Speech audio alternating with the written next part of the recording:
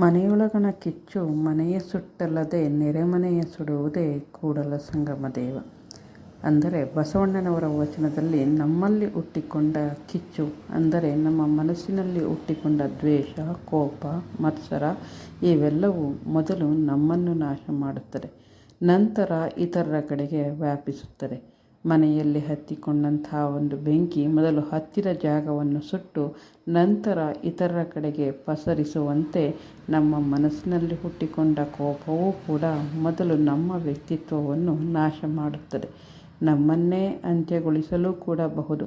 ಆದ್ದರಿಂದ ಕೋಪ ತರವಲ್ಲವೆಂದು ಬಸವಣ್ಣನವರು ತಮ್ಮ ವಚನವೊಂದರಲ್ಲಿ ಕೋಪದ ಆಗುವ ಅನಾಹುತಗಳನ್ನು ವಿವರಿಸಿ ಹೇಳಿದ್ದಾರೆ.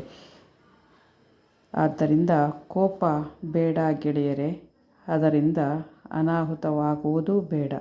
ಅದನ್ನು ನಾವು ಸರಿಪಡಿಸಿಕೊಂಡು ಮುಂದೆ ಹೋಗೋಣ. ಬಸವಣ್ಣನವರು ಹೇಳಿದಂತಹ ಒಂದು ವಚನದ ಸಾರವನ್ನು ನಾವು ಅರ್ಥ ಮಾಡಿಕೊಂಡು ನಮ್ಮ ವ್ಯಕ್ತಿತ್ವವನ್ನು ಉತ್ತಮಪಡಿಸಿಕೊಂಡು ಮುಂದೆ ನಡೆಯೋಣ ಗೆಳೆಯರೇ. ಧನ್ಯವಾದಗಳು.